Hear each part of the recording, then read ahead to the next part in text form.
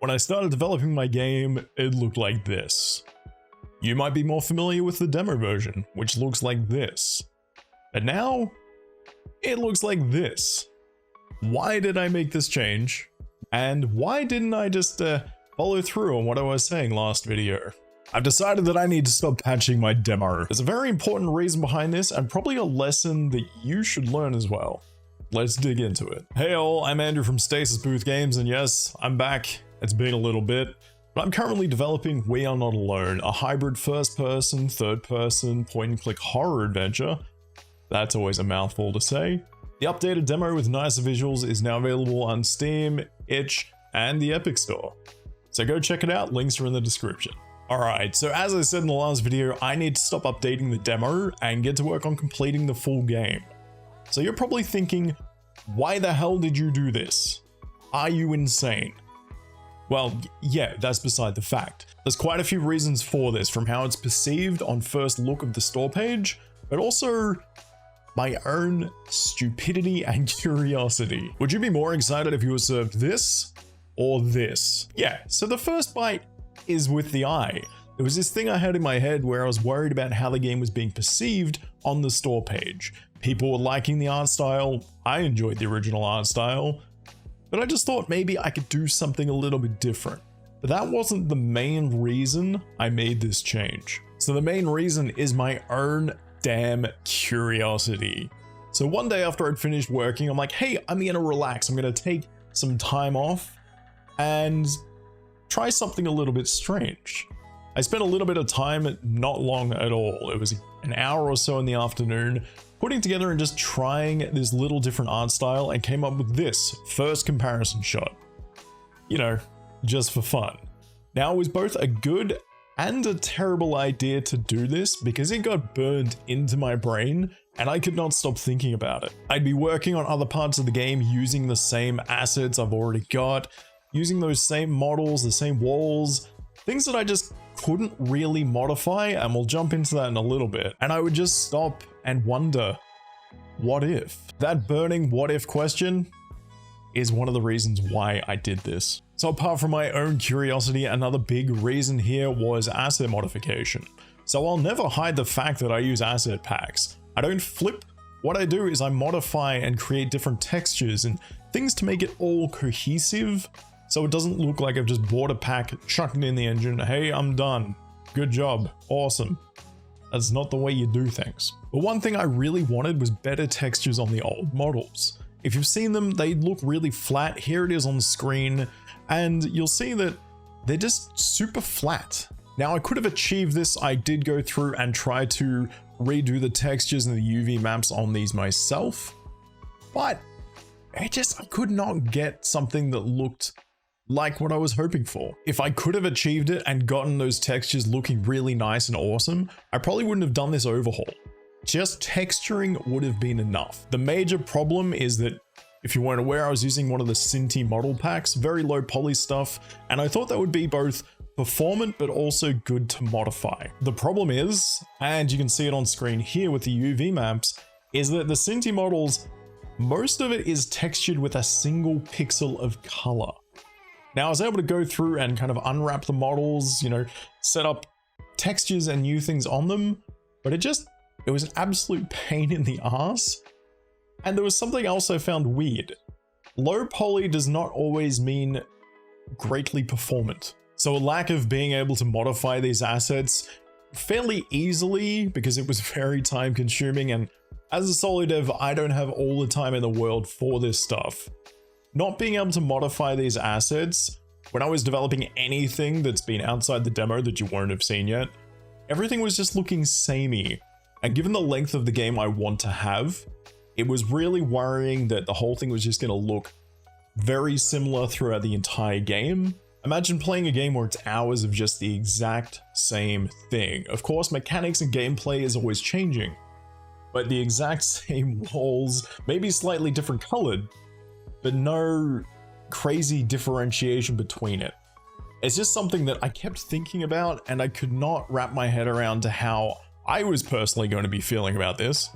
let alone how the player was going to be feeling about it. I just couldn't visualize the future. And the final straw that broke the camel's back when deciding to do this overhaul was Steam Next Fest. Now, We Are Not Alone is always going to have been a part of Steam Next Fest this June, which I think is in what? 3 days from now. So yeah, keep an eye out on that. But one thing I was not aware of was that Steam Next Fest has a press event. So this starts a couple of weeks before Next Fest itself and gives press access to everything that's going to be in Next Fest. Now, there's a very high chance they won't look at my game at all. That's fine. But on the off chance they do, having something that's a little more visually appealing, especially when it's so hard to convey the mechanics through screenshots, because you've got the first and third person, the adventure game scenario stuff. Something that's a little more visual and eye-catching may mean the difference between them glancing at the page and just clicking off, or glancing at the page being, okay, cool, and then reading and experiencing what We Are Not Alone is about. And there might be potential there for them to play it and even report on it. As unlikely as that is, because a lot of games are in Next Fest. And the final reason I decided to do this, and it all kind of ties into everything else, is publishers. So if you've been following along, you'll know that I applied for funding, and that was 2 months ago. I'm still waiting to hear back, so hopefully that's a good sign. I know that the funding people I've applied to are very busy, so that's okay. Things aren't desperate right now. The problem is that I want to add full voice acting to this game, which, especially for a horror game, it can be really good at drawing out and conveying the emotion to the player. I want to add the full custom soundtrack, and for that I will need extra funding. That's a given. It's very expensive. Look up how much a sound designer costs. It's not cheap.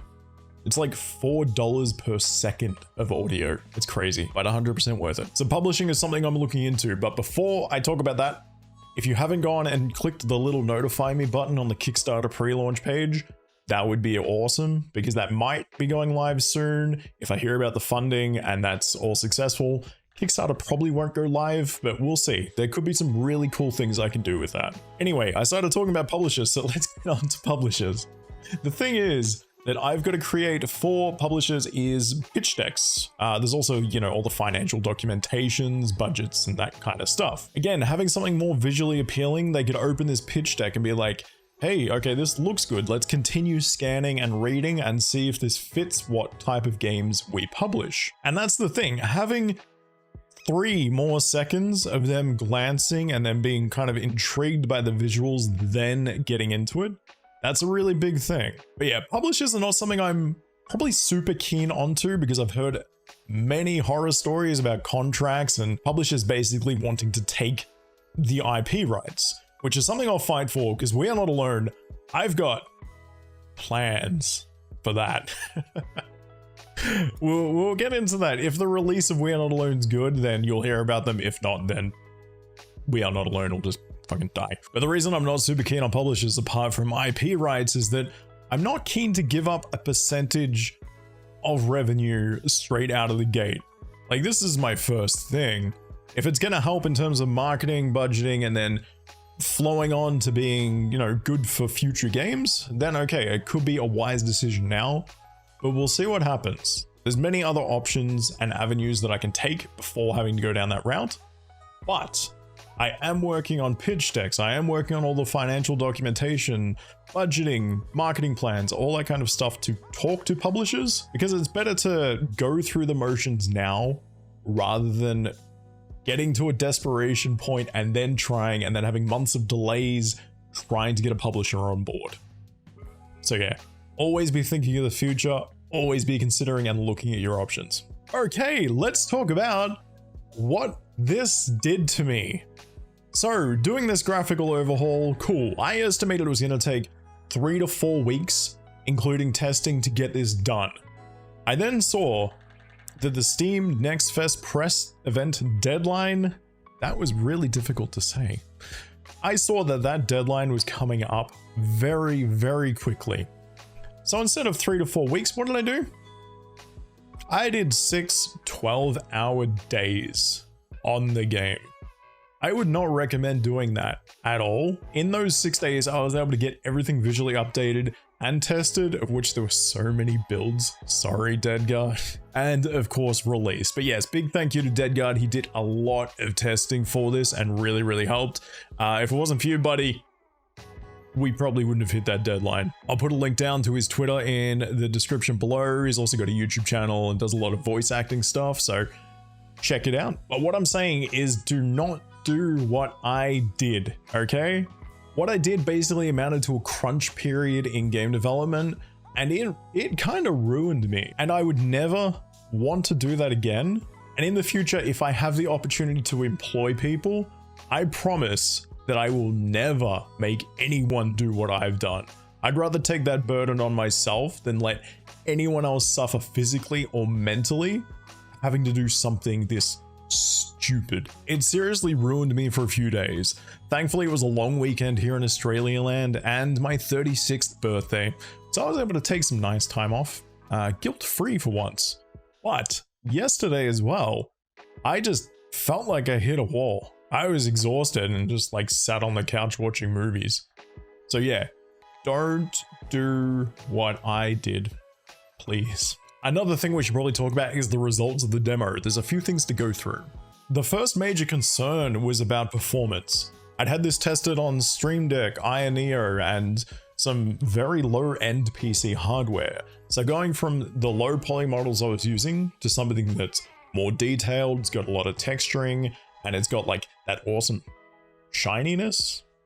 That's the technical term for it. And of course, more detailed dynamic lighting. There was a real fear here that it was going to run like crap on the hardware that I'd already gotten it tested on.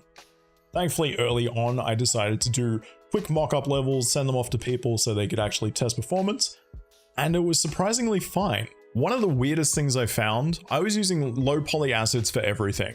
Now, one of the big things is that low poly does not always mean high performance or low try count, okay? So tries, obviously each model, each face is made up of multiple triangles. Technical jargon, we won't really need to get into that. But some scenes in this went from basically like 100,000 tries per scene to like 20,000 tries with these new detailed models. Now, I think it's because like the Cinti ones, they're all double-sided, so it's always got like extra vertices and shit in there. But yeah, surprisingly, performance is as good, if not better in some situations, using this new style. And it looks fucking phenomenal. I love it. Now, apart from the technical results, player reception. So everyone who's seen it thinks it looks good. Like they liked it before, but they think it looks better and adds like a more immersive horror feeling to it. So that's awesome. People like it. But the most important one, metrics. Now, if you're not tracking your metrics on Steam, on Epic, or on Itch, or wherever you're putting your game, please do that. Look up videos on actually tracking those metrics because it's really bloody important. Now, wishlists on Steam. When I released the page, they went up, then stagnated. I'm running out of room here. When I released the demo, they went up and stagnated.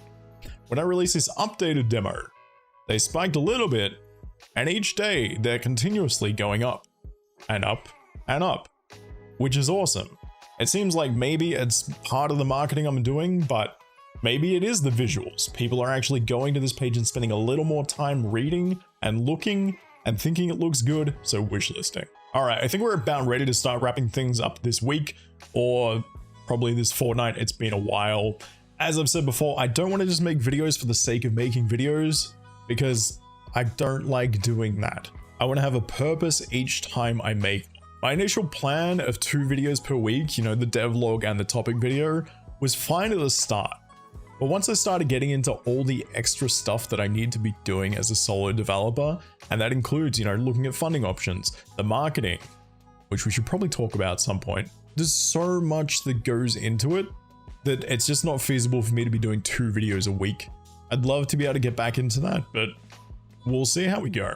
Overall, I'm super happy with the results. Even if I did destroy myself mentally and physically for a few days, it really does speak for itself in terms of how it looks, the metrics, and the player response. One thing I really want to stress, and I probably should have said this earlier, but I really don't want to re-record. Guess I could record a disclaimer. But you don't need to do what I did at all, okay? Your mechanics, your gameplay are not going to get better by changing your graphical style. For me, it was a decision based on quite a few things, and one, my brain being completely stuck on the idea, but also the idea that I just needed some extra little visual hook because it's hard to explain my mechanics through a screenshot. So please, if you're an indie dev, if you're working on like some pixel art thing, if you're working on like stick figures, it's completely fine. Do what you're doing and just push your product. Make sure you're conveying the message you want to through your store page, and make sure you're marketing. One thing I really want to stress, because I've been there myself, is that I've been like, hey, my game doesn't look like this, it's never going to succeed. Get that crap out of your head.